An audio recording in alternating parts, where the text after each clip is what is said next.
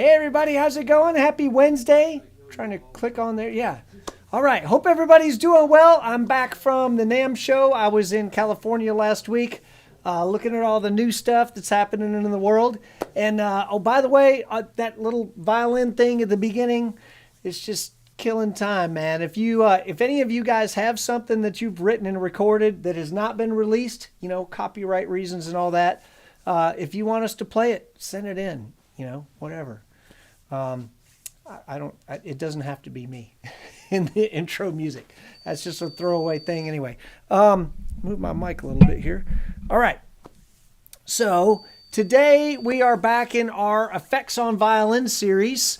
We are in week 9. Believe it or not, we are talking about Autowah, not the capital of Canada, but the effect that you can use on your violin to make it sound funky. So yeah. The Effects on Violin series, I'm having a lot of fun with this. It's a lot of work, but it's a lot of fun. And like I said, we're in week 9 right now doing Autowah. And every week we're going to hit a different effect.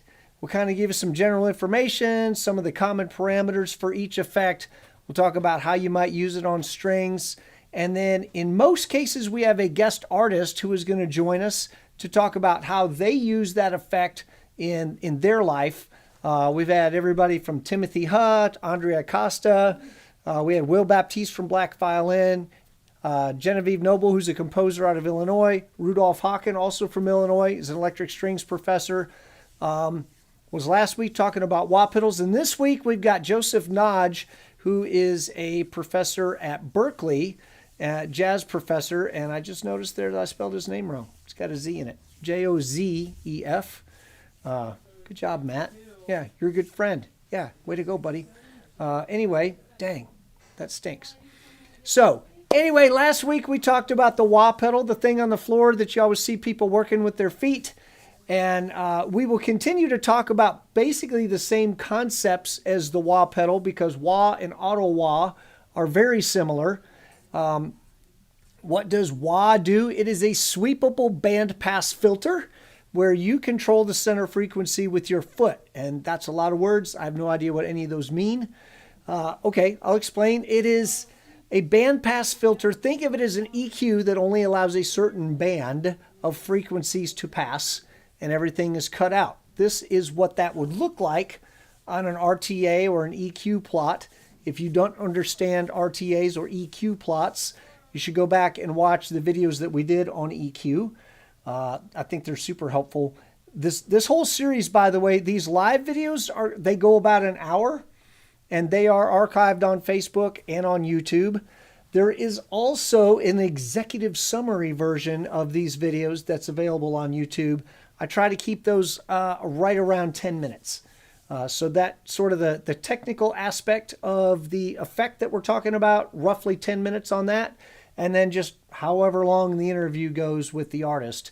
Some of them are fairly short, some of them are fairly long. All these artists have a lot to say. Some of them say it faster than others. I don't know. So this is what a wah filter or a Autowah filter does. It's a band pass filter, just allows certain one band of frequencies to pass. But then when we say that it's sweepable, it means that center frequency can be changed or swept from low to high. And this is what that would look like, is that band is sweeping. You'll hear some low frequencies coming through, then high frequencies coming through. And this is what that would look like on a plot where that band is moving around, right? Got the animation going. Man, this guy, he's really good. I'm just kidding. So with the wah, there are basically 2 end positions. With the physical wah pedal, we would talk about a heel down where the low frequencies pass and a toe down where the high frequencies pass. And with Autowah, or with a regular wah pedal, your foot decides where that filter is, where the center frequency of that filter is. With Autowah, you use the volume of the instrument controls where that center frequency is. If you're playing very quiet, it's like the heel is down, so the low frequencies are passing. As you start playing louder and louder, that frequency moves up until you're playing as loud as you can. That's like the toe down sound. That means the highest frequencies are passing. And that's kind of cool. So when we buy an Autowah pedal, each one of them is different. Every manufacturer kind of does this different, but there will be a number of parameters that are available for you to mess with on any given Autowah pedal. One of the parameters will be sensitivity, which it's how reactive is this effect to your volume changes. So if we've got it very sensitive, then it is reacting wildly. You know, if I change my volume just a little bit, it moves that filter a lot. If I've got the sensitivity turned down, then it means I can change my volume quite a bit before that filter starts to move very much. There is up versus down, which is just the polarity of that pedal. So I said, remember, when you play quiet, it's like heel down. And when you play loud, it's like toe down. Flipping that to go up versus down, in the down mode, as you play quiet, it would be like the toes down. And you play loud, it's like the heels down. Okay? Q is bandwidth. So how wide is that band of frequencies that's coming through? We can make that very narrow. We can make it very loud. And that will change the way the effect sounds. The narrower the band is, remember, that's the band that's passing. So it's a very narrow band of frequencies that's passing. Then it's going to have the sound of the effect is going to be more pronounced. If you want it to be a little more subtle, you can widen out that Q and you'll still get some band pass sound. It's just going to be a little less obvious. The next thing is drive, and that's if we want to add some dirt to this and kind of, make it a little more aggressive or a little more angry. I like it when things are angry. That's the redhead in me. And then decay or attack on an Autowah pedal just tells us how fast that pedal reacts to changes in volume. Okay, I've got a demo video that's going to come up and you'll hear a couple of different decay speeds in there, but this is just like a minute-long demo that you're going to hear me just mess with two different Autowah pedals, and then we'll change decay settings on these, and then I think I changed, I flipped it to up and down so you could hear the difference between an Autowah up and an Autowah down.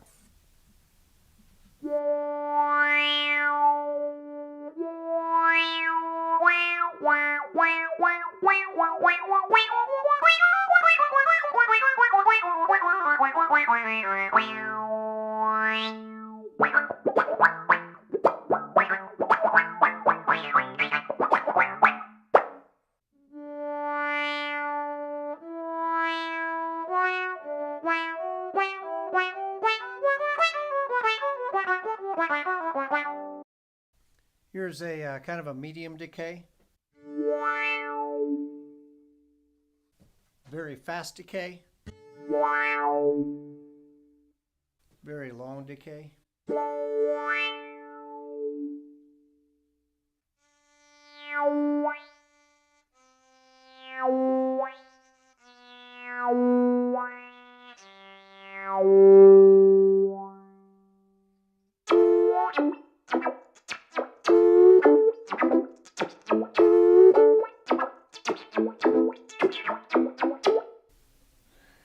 Yeah, that last one always messes me up because I'm so used to doing I call it the Tron up, or the Autowah up, where it's quiet is heel down and loud is toe down, that when you flip them around, it's really disorienting. But it's okay. I'll be disoriented for you. You're worth it. So hopefully that's clear to everybody. I don't see any questions. Either we've explained this very well, or it's awful and boring and you guys are just like snacking on granola bars or whatever while we're doing this. So yeah, hope everybody's doing okay out there, right? We're kind of in the post-NAMM hangover, I guess. So the next question would be, where do I put an Autowah in my effects chain? Where in the chain would I put that? And it turns out that, like a wah pedal, there's not really any real rules here. You can experiment with placement. It will sound different depending on where you put it. Thank you, Pete. Cheese puffs. Oh, man, if I did that, I'd have cheese puffs all over my computer, which maybe that's not bad. But there's not any rules about where to put it. Just be aware that if you've got something that affects the volume of your instrument or the dynamic range of your instrument, like if you've got compression or distortion in there, that shrinks the dynamic range of your instrument. And because Autowah is a volume-based effect, then if you're shrinking the dynamic range of your instrument, you may have to change the sensitivity of the pedal in order to get the reaction that you want. So if you put it after distortion or after compression, hey, Joseph is here. Awesome. We're going to get to your interview momentarily. So if you guys have questions for Joseph as you're watching his interview or comments for him, he's here. He's on the Facebook side of things. So it was nice hanging with you in Anaheim a couple days ago. And you can hear my voice is still fried from trying to talk above all that stuff in there. But we're talking about where you would put an Autowah pedal in your effects chain. There's not really any rules. You can put it where you want. I usually put it before my time-based effects like reverb or delay. But if you want your delay or your reverb to be Autowah'd, then you can put it after. So you can do whatever you want to do. I would just experiment to make sure you're getting the sound that you want to get. We've got a bunch of new people here too, so I will probably cover a couple of these things again. I may go back a little bit in time. So when would you use a wah versus an Autowah? Well, you can use wah anytime. Your foot controls where the sweepable bandpass filter is, but you've got to be at your pedal board to do that. And if, like me, you're wireless and you run around stage like a nut most of the time, having to get back to your pedal board can kind of be a pain, right? Autowah allows you to be free of that pedal board. It also allows for perfect synchronization between what you're playing with your right hand and what's happening with the virtual wah pedal. If you're not super connotated, it might be hard to get those things working exactly right together. So that's, the Autowah pedal kind of takes some of that away. Some of that, that coordination effort to get that away. I'm going to go back and pick up a couple things for the new folks here. What does a wah pedal do? It is a sweepable bandpass filter where you control the center frequency with your foot for a wah pedal. Bandpass means that a band of frequencies passes, everything else is cut, and this is what that would look like on an EQ plot. It's sweepable, meaning that the center frequency of that band can be changed or swept from low to high. And this is kind of an animation of what that would look like as it's moving around. So you can imagine low frequencies, high frequencies passing at different times. You've got end positions. The heel down generally would be when the low frequencies are passing. Toe down is when high frequencies are passing. And then with a wah pedal, your foot controls where that frequency is. With Autowah, it uses volume. And generally, if you're playing quiet, it would be kind of like a heel down position. If you're playing louder, it would be more like a toe down position. So, yeah, and I guess some of you guys may have come in as we were playing this. We'll do it again.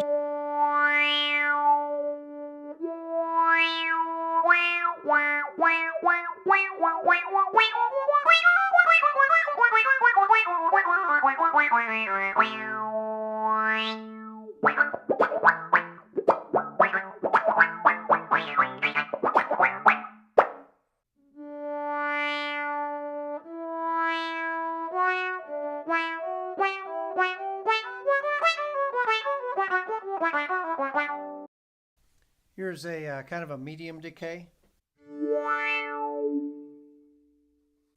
Very fast decay. Very long decay.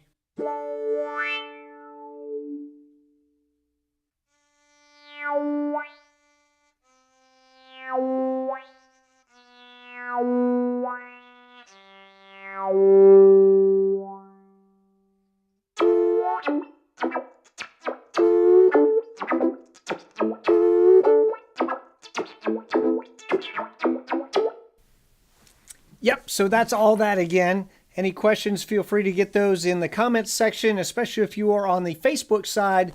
Our guest artist this week, Josef Nadj, is going to be on the Facebook side. And if he sees your comments or questions, he can answer those for you. But speaking of Joseph, let's just get to the video where he and I are chatting. This is a fairly long chat, somewhere around 30 minutes. So grab yourself a frosty beverage and a bag of cheese puffs, and we'll see you on the back side of this. So when did you first start using wah or Autowah, either one of those?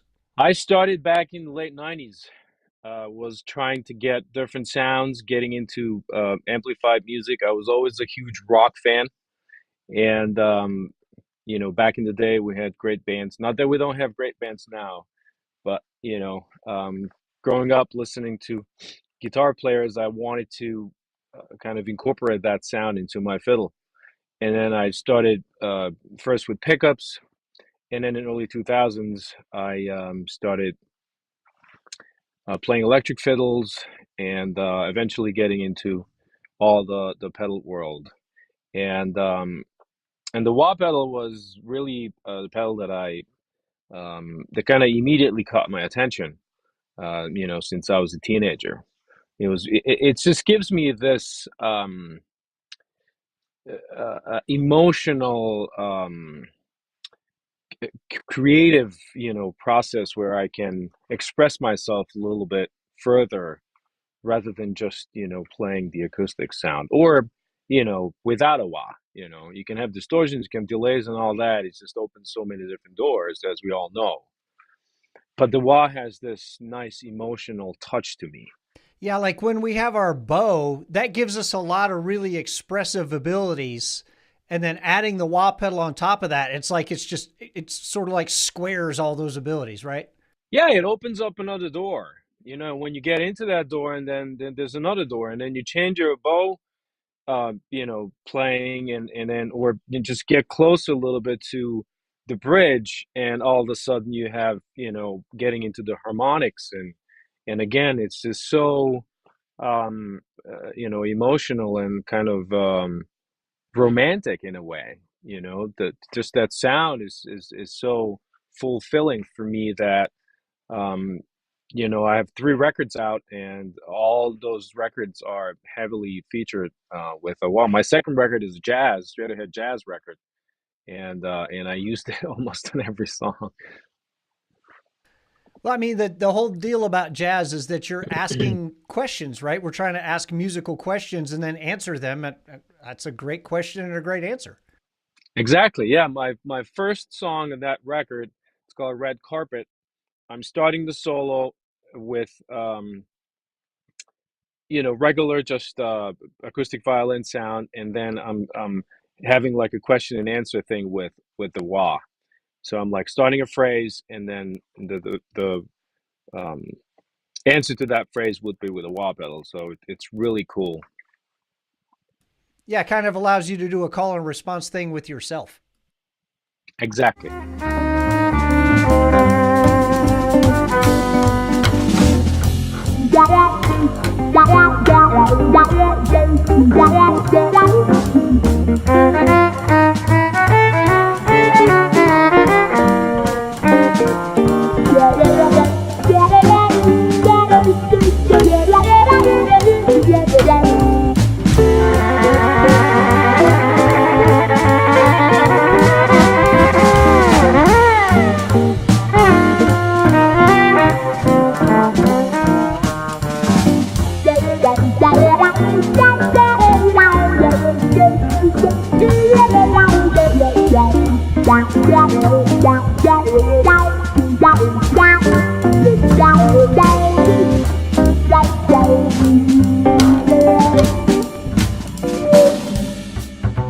Yeah, I love that. So maybe talk about, I love the way you use Autowah as well. I tend to use it mostly like when I'm chopping, just sort of the same way a funk guitar player would, but you use it a lot more, almost the same way that you use the foot pedal wah. Maybe could you explain to people the difference between the two and how you use them?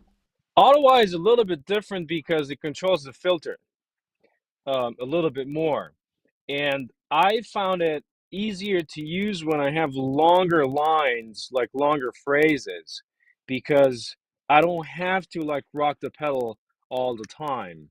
Although I do like to have a control of my sound with my foot.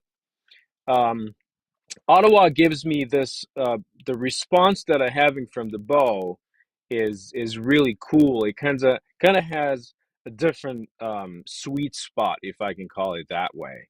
Also, I like to use um, like when I'm soloing, I'm doing a lot of pizzicato, style.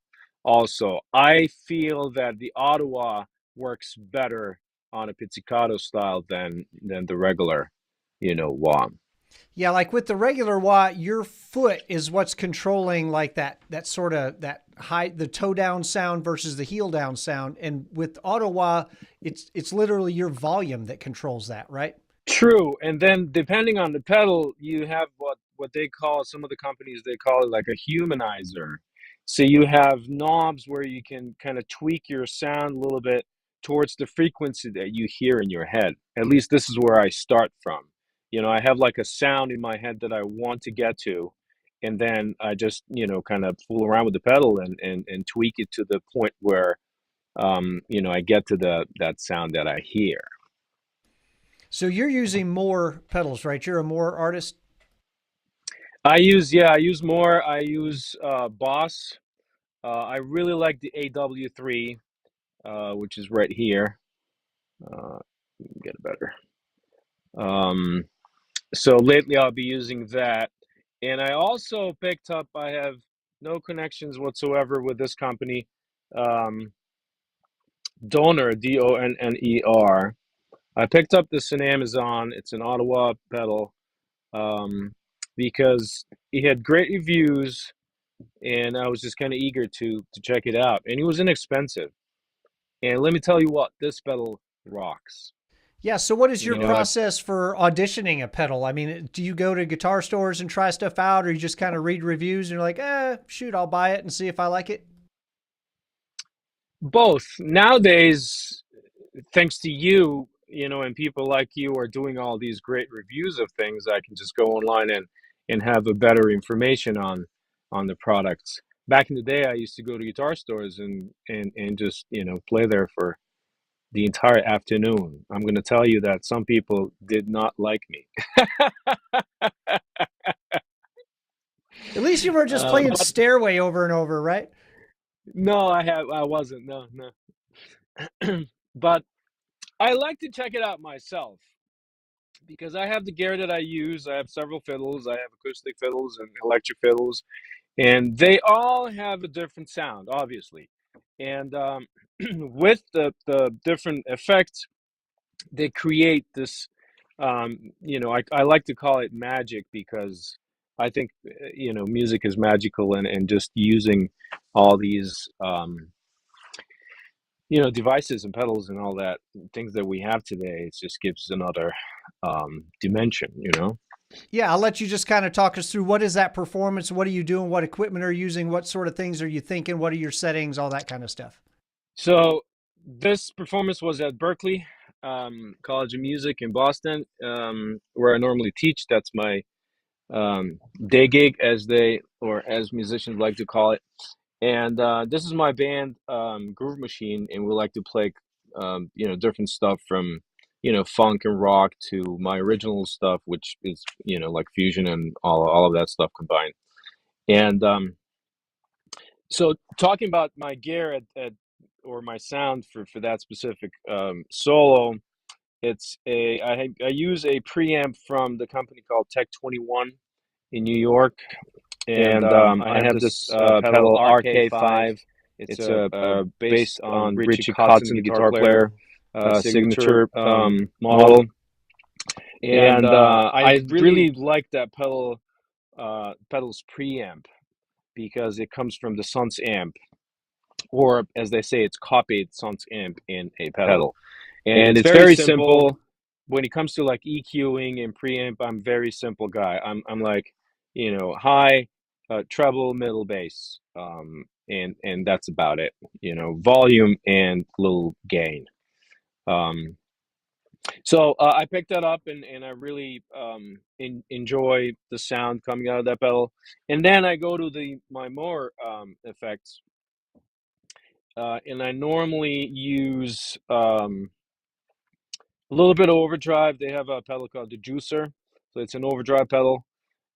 Gives a little boost to your signal, but not only the signal, but the playability is different. So I have a little more gain right under my fingers, if I can explain that, properly.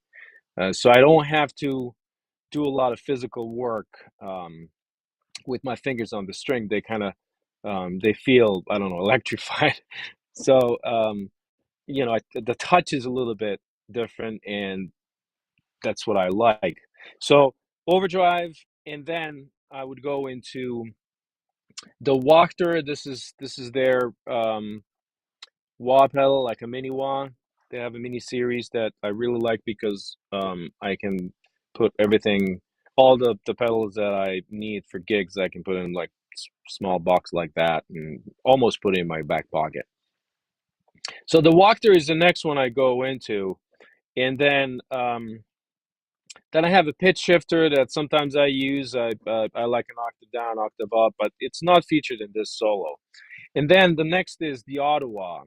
So this one was the donor that I mentioned, um, Autowah, and the juicer with the preamp, and I think I have a little delay on that as well.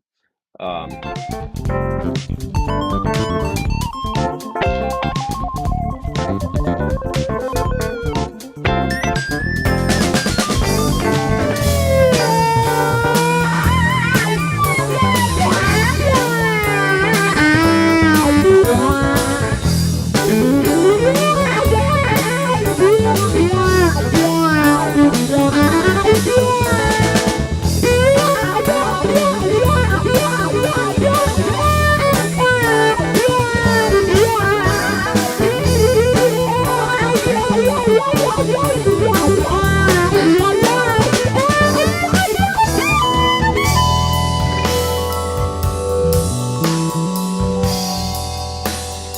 Maybe talk a little bit about how it's different with an acoustic with a pickup versus an electric.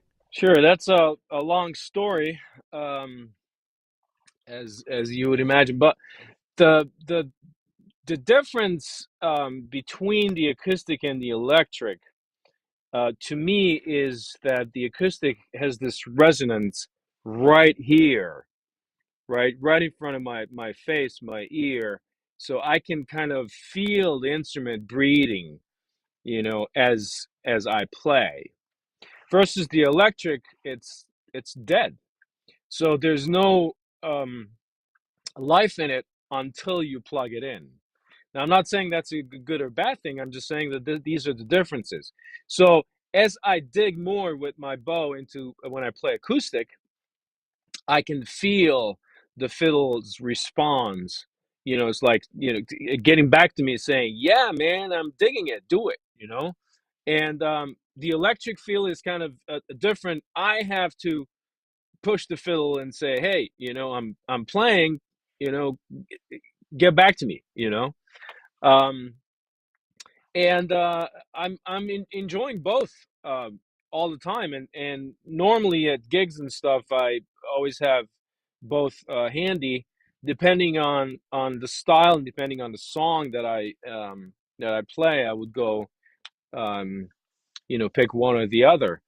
For it turns out that for my like jazz stuff, I would sometimes go a little more towards the acoustic, just because the way I would play jazz versus if we play funky or Van Halen stuff and something like that, then it would be the electric, preferred.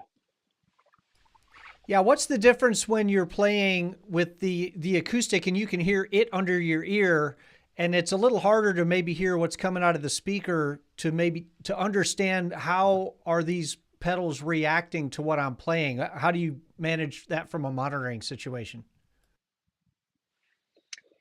Well, monitoring is a great question, and as my friend Christian House once mentioned, he told me you have to have your sound in your ears all the time, because you know that this is not an instrument where you can see things; you have to hear it. And then when you're adding things on top of your sound, it just makes it a little more compelling to get to the point where you want to be as comfortable as possible on stage and think about what you want to play, not fighting the instrument, finding the sound guy, or whatever else is involved. So sometimes I use a Fishman mini loud box, and that's a great sounding amp for most of my gigs, unless it's like a bigger stage. But if I have a bigger stage, the line out of that amp doesn't kill the speaker, right? So I can send it to the board, and I just turn the amplifier towards me, and I have the sound right there, And if I need to, tweak it, I can tweak it. So that's my, thing when I play live. I always need to hear myself, 100%, or we have a problem right at the beginning. And acoustic is a little bit more challenging, I would say, than the electric. And I think just because the instrument is live, and I think it wasn't built, to handle all the stuff that I'm putting the signal through. All these frequencies and all these overdrives and whatever are not meant to, originally was not meant to use on the fiddle. So the instrument wasn't built to handle all of that. So we have to work that out, and this is where it takes some time and experience to get the proper sound, so it doesn't feed back. Especially with the wah, you're getting to that sweet spot sometimes within 2 seconds, but then you can lose it the next second. So you have to figure it out, like how long you're going to push that. How long going to rock the pedal down or release the pedal so you still have that nice sound. So it's really easy to lose that with the wah pedal and get into the like squeak, wah, wah, wah, and that's the sound that you don't want. you know So you've always got to make sure that that speaker is loud enough that you can hear it over the instrument that's under your ear.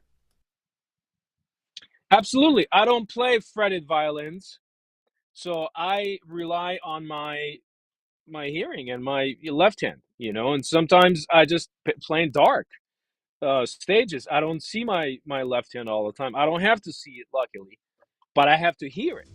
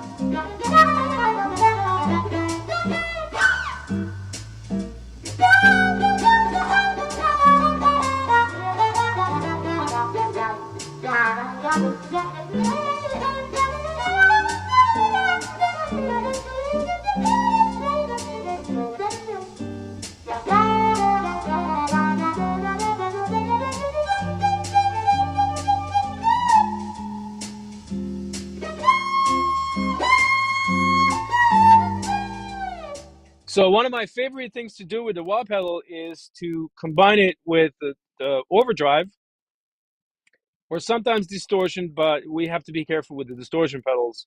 So I'm always a little bit leaning towards overdrive versus distortion. So wah, distortion, and then a delay. I started kind of goofing around with this, trying to mimic, obviously, the guitar sounds of people like Steve Vai. Joe Satriani is one of my huge influences on my playing. And And I don't remember how this started, but when I connected the three and when I had like a good amp, it all of a sudden sounded almost like that. And this is where I started tweaking that. And this is normally what I would do. I would find or start somewhere and see if I like it. With the wah pedal, the things that I do not like is when we have too much of the low frequencies or too much of the high frequencies. So I'm trying to get to that middle range. And as fiddles, we have a lot more high frequencies transferred to the amplifier rather than the middle frequencies. So this is the sweet spot that I'm always trying to get that middle sound a little boosted, and then the overdrive pedal is giving me that option. Versus the delay, it just opens up the sound. So all of a sudden, I feel like I'm playing in an arena, not in my room or home studio or smaller gigs or whatever. So the sound is just kind of big and overwhelms. The sometimes it just like sits on top of the band, and I think that's cool, and I'll always like that. And again.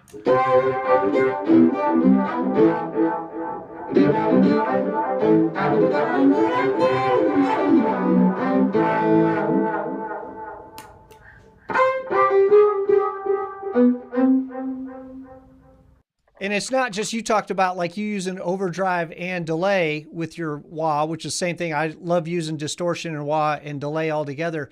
It's not just each pedal, it's each pedal in concert with the other pedals, and how do they react to each other as well, right? Exactly. And sometimes it even changes the sound, the order that you put these pedals in. I normally put the delay or any time-based effect at the end of the chain.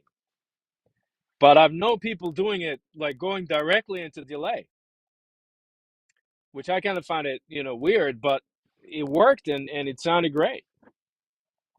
So there's different ways of putting things together. And I think the most important thing is we have to spend time with it and just kind of fool around and see, hey, I'm going to try this, I'm going to try that, I'm going to try that. And if distortion works better with delay and watt, well, just go for it.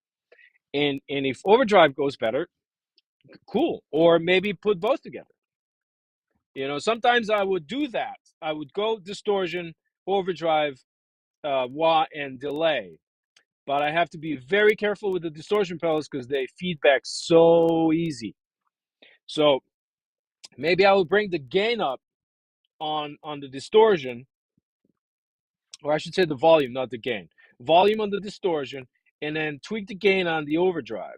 So that touch that I was talking about, right, that I have kind of boosted touch when I play, this gives me a little more boost if needed, depending on, again, on the situation. But so sometimes it's doable to have overdrive and distortion at the same time. And sometimes I would use that with an Autowah, like that first video was overdrive, Autowah, and delay, because I wanted to play longer phrases, longer solo with a wah. So I kind of felt it might be inappropriate for me to use the my regular crybaby or the more Wachter. Um, another quick thing that I just want to mention is when I play quicker notes, right? So 16th notes or eighth notes and triplets. This is where I would most of the time go to Autowah. When I would have like longer lines, longer notes, more linear, like this is where I would go to the regular wah, because I can kind of control that longer sound a little bit more. So it's not I'm not giving the Autowah, you know, the option to do what he wants to do. This is where I would control it. Say, okay, I want a little more of this, a little more peak on that note, but I'm going to come back on the next note. Yeah. What are some of the settings that you find on some of these auto pedals? And how do you set those to get the sound that you want? That's a good question. This is where tweaking comes handy, and you just have to spend time with it. So, for example, this AW3 Boss Dynamic Wah has this option when it's a humanizer. So it has a manual knob and knob for sensitivity. So I would kind of tweak and see what it sounds like. Um, One thing that I found that is giving me good results is that I don't play longer notes with my bow, trying to have like the wah wah wah wah, the time of the wah. I play shorter notes on wah wah da gu ga gu ga, and then I tweak that. I'll say, okay, maybe I want more sensitivity um, on my bow, and then I get that more. Um, there's also decay button. Decay is pretty common in Autowahs, so sometimes I tweak that. Although on this one is a 12 o'clock. Um, and then some Autowahs, like the AW3, has several built-in, just like the looper. Um, like built-in settings, and then you can just kind of use that. Do you want like the high frequency more featured, or you want the lower frequency or middle or something like that? So go in between all these settings and see how that reacts with the instrument. And again, you may tweak this for one fiddle, and then you go to the next fiddle, then you have to tweak it again because it's a different instrument. Well, hey man, thanks for taking the time to do this. Really appreciate your time and your expertise. Where can people find you and your music? And are you going to hit a tour sometime? Or yeah, where can people go hear you? Well, I'm before COVID, I did a lot of gigs, and I toured all over the place nationwide and played in Europe. I even went to China in 2017. Right now, I'm kind of laying low. I think I released a record this year. I'm not sure if it's going to be just my original music or some other things featured. I'm still kind of deciding on that. I'll probably go to Europe this summer in August to do some dates over there, and they can find me on josephnadj.com or rockfiddle.com. That's going to bring you to the same place. And thanks for having me, Matt. I really appreciate it. I always enjoy talking about these things, so it is my pleasure and my honor to be featured in your show.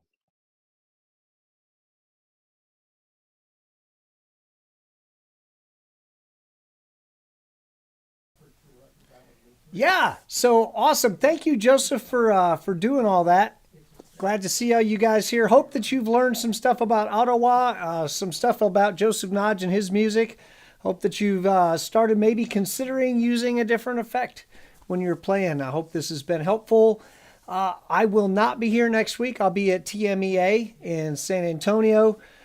So I'll probably get some interviews done this week, and then I'll be back the following week, I think, to do some more of these weeks. So week 10 will be next week. I cannot believe that. I think we're going to have somewhere around 20 of these total. So just hang tight. We're going to be at this for a little while, probably be into the spring by the time we're done, but it's okay, man. It's not a race. Okay, awesome. Thanks, everybody, and I will see you next week.